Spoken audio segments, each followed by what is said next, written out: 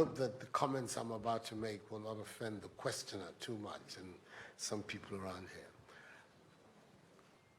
We can no longer continue to make policy for ourselves, in our country, in our region, in our continent, on the basis of whatever support the Western world or France or the European Union can give us.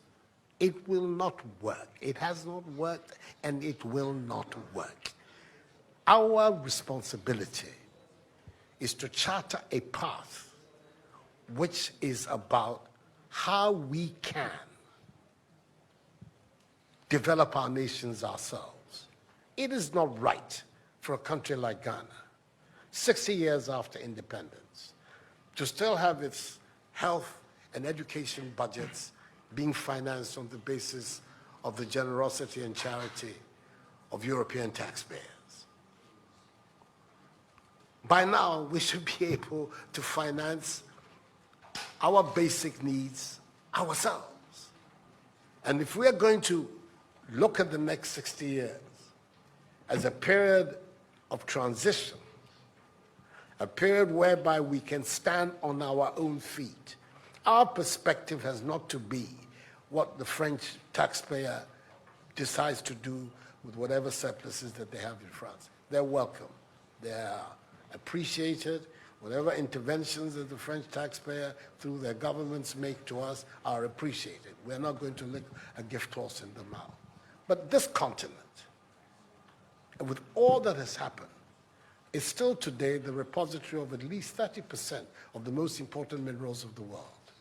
It is a continent of vast, arable and fertile lands. It has the youngest population of any of the continents in the world. So it has the energy and the dynamism.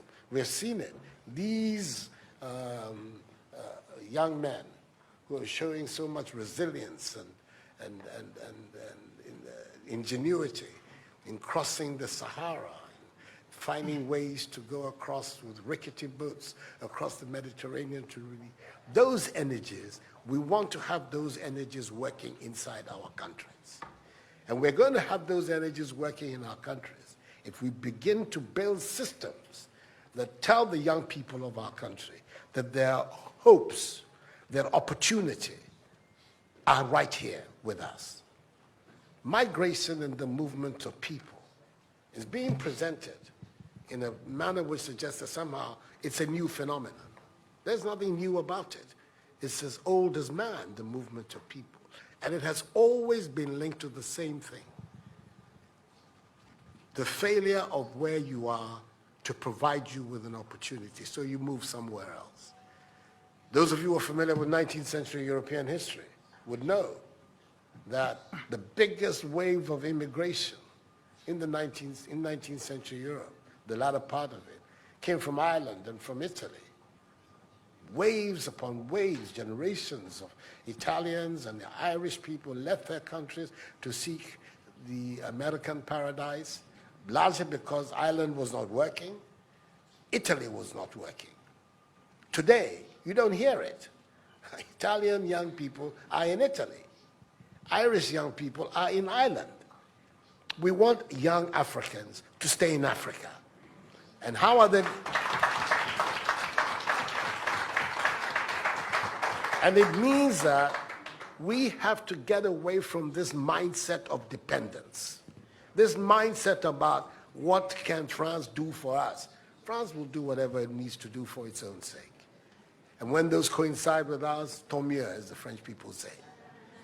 But our main responsibility as leaders, as citizens, is what we need to do to grow our own countries. What are the institutions that work that would allow us to have good governance, to have accountable governance, to make sure that the monies that are placed at the disposal of leaders are used for the interests of the state and not for those of the leaders. Our concern should be with what do we need to do in this 21st century to move Africa away from being cap in hand and begging for aid, for charity, for handouts. The African continent, when you look at its resources, should be giving monies to other places. We have huge wealth on this continent. And not, when I say so, with the greatest of respect to the French president.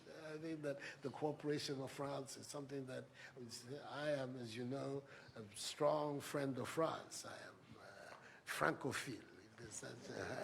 So I don't have any difficulty with that.